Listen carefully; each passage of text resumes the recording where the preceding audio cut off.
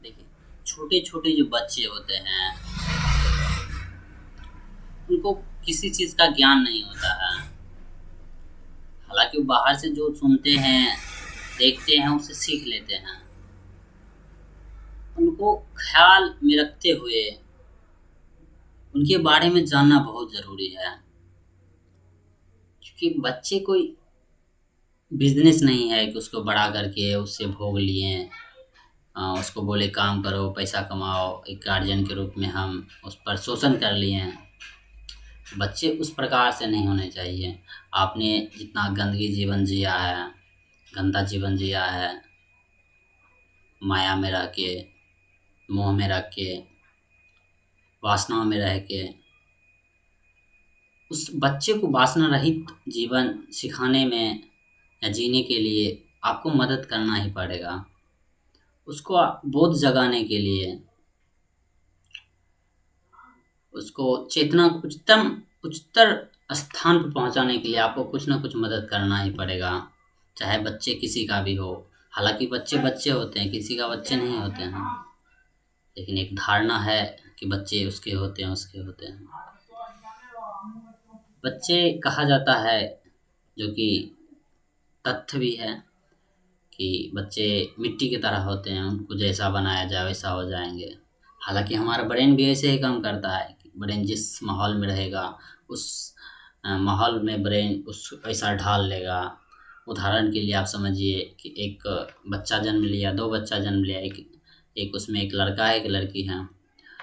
तो लड़का और लड़की को समझा दिया जाता है उसके ब्रेन में कि तुम लड़का हो तुम लड़की हो, हालांकि भाषाओं के द्वारा।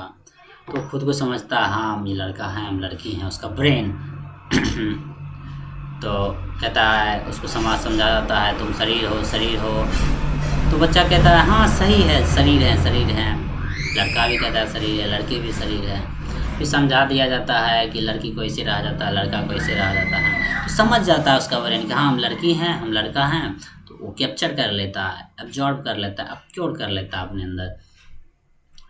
तो कहता है हाँ लड़की है लड़का है दोनों। फिर वो देखता है कि लड़का का क्या काम होता है, लड़का बड़ा हो क्या होता है, मर्द बनता है, लड़की क्या होती है, औरत बनती है। तो वो बच्चा जो छोटी लड़की होती है वो सीखती है, अपनी माँ से सीखती है, अपनी मैडम से सीखती है, अपने जो आसपास की महिला होती है, आंटी होती है, बुआ होती है, उससे सीखती है कि आखिर क्या काम करती है। हमको भविष्य में ऐसे करना, अच्छा खाना बनाना है तो खाना बनाएंगे, पति का सेवा करना है तो करना है, किस लिए करना है उससे सवाल करना सिखाया नहीं जाता। हालांकि वो पूछती है। लड़का भी कहता है हाँ कमाना है, नाम करना है, ये करना वो करना। लड़की भी कहती है नाम करना वो करना। तो जिस तरह से माहौल होता है और समाज होता है वो ऐसे ढालने लगते हैं खुद को। अच्छा समाज है तो अच्छा अच्छा बच्चा बनेगा बड़ा हो गया, और थोड़ा सा पितृसत्तात्मक है, पुरुष प्रधान है तो पुरुष प्रधान जैसा बनेगा।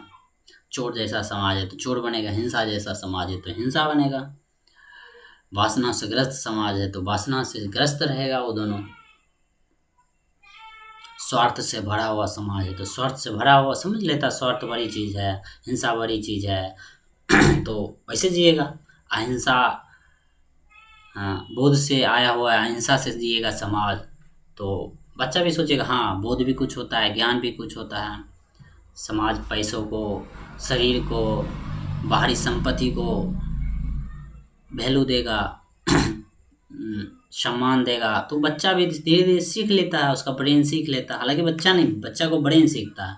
तो वो भी वैसा बड़ा होता है, वो भी अपना तानाशाही शुरू करता है, वो भी अपना पद प्रतिष्ठा पाना चाहता है। जैसे उसके बाप पाए थे, उसके चाचा पाने निकले हैं, वैसे वो भी निकलना शुरू हो जाता है अपने क्लासों में, अपने स्कूलों में अपने कोचिंगों में, अपने दोस्त के बीचों। वो भी स्वयं को खोजने लगता है कि हम ये हैं हम ये हैं, हम ये बन जाएगा हम ये बन जाएंगे। उसको भी लगता है हम बन रहे हैं। तो एक बोध से भरा हुआ, बोध से जिया हुआ बच्चा बनाना है, समाज बनाना है। तो हमें बच्चे पर ध्यान देना होगा, उनको सही साहित्य पढ़ाना होगा, सही शिक्षा देना होगा, उनको बोध जगाने के लिए प्रश्न उत्तर करना होगा, उनको तर्क सिखाना पड़ेगा, उसको सोच बताना पड़ेगा, सोचा कैसे जाए। हालांकि ये नहीं बताना है कि यही सोचना है। हालांकि समाज में एक जो ऑप्शन होता है कि इसके बाद ये सोचना है, तो उसे ये भी बताना पड़ेगा कि सोच क्या है, ईमानदारी क्या है, धर्म क्या है, उसको सही परिभाषा बताना पड़ेगा। बंधुत्व क्या है, अ, निष्पक्ष क्या है, उसको सही ईमानदारी से बताना पड़ेगा, समझाना पड़ेगा। मोक्ष क्या है, मुक्ति क्या है, ज्ञान क्या है, माया क्या है, मिथ्या क्या है, सभी चीज़ का ज्ञान देना पड़ेगा उन्हें, उन्हें समझाना पड़ेगा। शिक्षा क्या है, शिक्षा का महत्व क्या है, शरीर क्या है, चेतना क्या है, उन्हें सबका ज्ञान देना पड़ेगा, या उनको उस ज्ञान के स्तर पर लाने के लिए सहायता देना पड़ेगा। तभी एक सही समाज का निर्माण हो सकता है, सही जीवन का निर्माण हो सकता है, जिंदगी बोध से भरा हो सकता है, वासना रहित जीवन हो सकता है। हालांकि जीवन वासना रहित ही होता है, जहाँ वासना वहाँ जीवन का कोई नामो निशान नहीं है।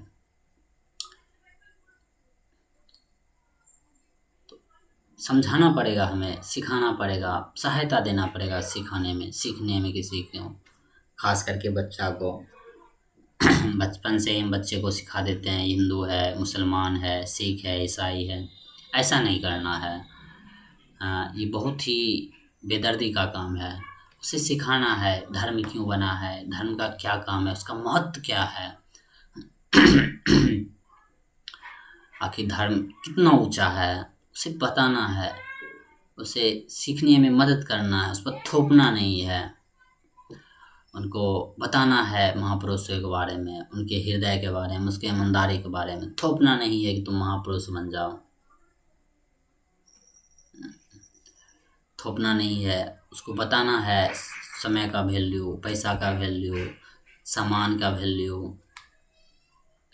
बोध का वैल्यू, ज्ञान का वैल्यू। थोपना नहीं है। हिंसा क्या है, अहिंसा क्या है, अहिंसा कहाँ से जागृत होता है, अहिंसा कहाँ से आता है, अहिंसा भी नहीं थोपना है। हालांकि बौद्ध धर्म जो है अहिंसा को ही मानने वाला, हालांकि ज़्यादा धर्म अहिंसा की बात करती है, तो हम बच्चे पर थोप देते हैं अहिंसा, कि अहिंसा ये है, ऐसे करो। अहिंसा उसका एक लिमिट होता है उस सब धर्म का। हालांकि आप किताब कुछ लिखिएगा तो अहिंसा का जो घटना है वही बताइएगा, अहिंसा कहाँ से आएगा वो बताइएगा भी, तो आदमी को बोध होगा तभी जान सकता है। तो आदमी बोध को जागृत नहीं करता और अहिंसा को समझता नहीं है, तो अहिंसा अपने बच्चों को थोपता है कि ये अहिंसा है, आप भी थोपते हैं। तो समझाना नहीं है उसको कि पूरा यही करो, या उस पर थोपना नहीं है। उसको समझने में मदद करना है कि किस प्रकार उसके साथ एक न्यायबद्ध तरीका से, एक शांतिपूर्ण तरीका से उससे बात किया जाए कि वो समझने में अ, आतुर हो, समझने के लिए खुशी की तरह आपके पास आए। बच्चे को बहुत ही अच्छी तरह से समझना पड़ेगा, उसके ब्रेन को समझना पड़ेगा, उसके मन को समझना पड़ेगा, उसके स्वास्थ्य को समझना पड़ेगा, उसके जीवन को समझना पड़ेगा, आने वाले पीढ़ी को समझना पड़ेगा, और जो माहौल है उसको भी समझना पड़ेगा। और अपने जीवन को भी बोधपूर्व बनाने के लिए हमें आसपास में भी बोध जागृत करने के लिए, बोधत्व प्राप्त करने के लिए, ज्ञानपूर्ण जीवन जीने के लिए, निष्पक्ष जीने के लिए, एक शांतपूर्ण जीवन जीने के लिए सहायता भी करना पड़ेगा और सहायक भी होना पड़ेगा।